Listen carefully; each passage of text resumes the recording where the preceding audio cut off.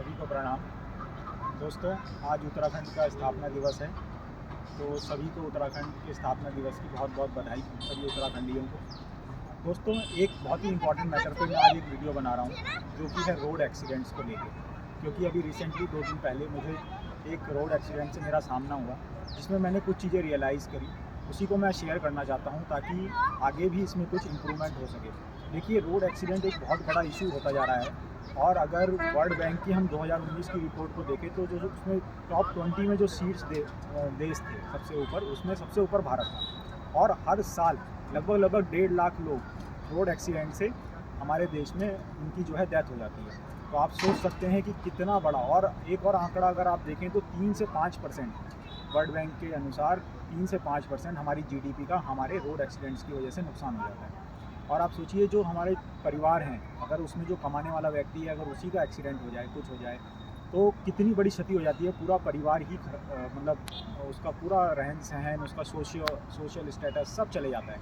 और आप जानते ही हैं मेडिकल सुविधाएं कितनी हमारे देश में अभी उनकी भी कमी है। तो मैं चाहता हूं कि सरकार इस ओर ध्यान दे। देखिए, रोड एक्सीडेंट्स में जो सबसे बड़ा भाग था वो किसका था? अगर हम 50 to 60% देखें तो वो किनका था? जो कि ओवर स्पीडिंग वाले इशू हैं, रेकलेस ड्राइविंग है, या फिर कोई अंडर एज है वो अगर ड्राइविंग कर रहा है, तो ये थे। बाकी कुछ इश्यूज़ हैं कि कोई ड्रिंक करके ड्राइव करता है। जैसे मेरा जो एक्सीडेंट हुआ, मैंने उसमें जो ये बुग्गी और भैंसा बुग्गी वाले जो होते हैं, वो इतनी तेज़ भगा रहा था भैंसा बुग्गी, मैंने फिर भी एक बार को और रॉन्ग साइड पे चला रहा था, फिर भी काफ़ी बचाने की कोशिश करी, पर फिर भी लगी गई। तो फिर मैंने सोचा, अगर इस तरह का एक्सीडेंट हो जाता तो कितना, मतलब किस लेवल पे डैमेज हो सकता था। तो मैं सरकार से एक दरख्वास्त करता हूँ कि जो ये ट्रैक्टर्स हैं, ये 7-7, 8-8 लाख के ट्रैक्टर तो खरीद लेते हैं, लेकिन उसमें 60-70 रुपये की लाइट नहीं लगा सकते। तो सरकार इसको अच्छे से मॉनिटर करे। तो खास करके जो पुलिया है, ये हरिद्वार से मुजफ्फरनगर जाने वाली पुलिया, इसमें तो खासकर ये खूब दौड़ाते हैं। और जो ये भैंसा बुग्गी दौड़ाते हैं, उसमें भी कुछ रूल लाए कि उसमें कुछ ना कुछ लाइटनिंग या कुछ ऐसी चीज़ रहे जिससे ये ईज़िली विजिबल हों। बल्कि कुछ सब्सिडाइज्ड रेट में इन्हें इलेक्ट्रिकल व्हीकल प्रोवाइड करे जाएँ, या कुछ ऐसा प्रोवाइड करा जाए जिससे कि जान मान की हानि ना हो।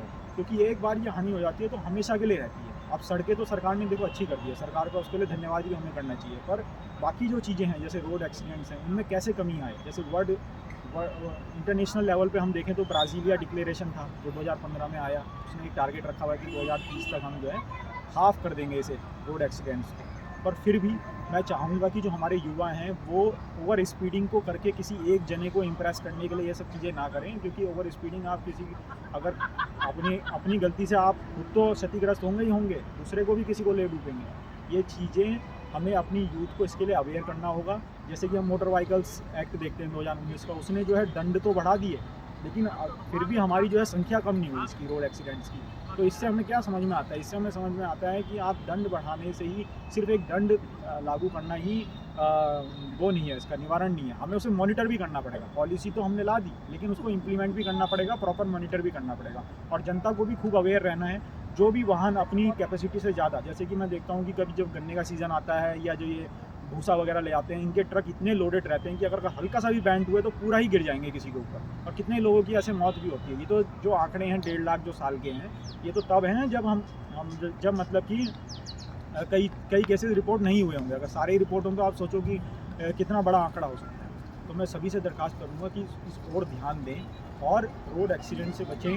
अपना प्रॉपर हेलमेट पहनें, जो भी सेफ्टी के रूल्स हैं, बेल्ट्स वगैरह, और जो ये एंटी लॉक ब्रेकिंग सिस्टम है, एयर बैग्स हैं। क्योंकि व्हीकल्स की बिल्ड क्वालिटी अच्छा ना होना भी एक कारण है कि हमारे एक्सीडेंट्स होते हैं। इसी वजह से मैंने जो है नई गाड़ी लेने का भी फैसला किया।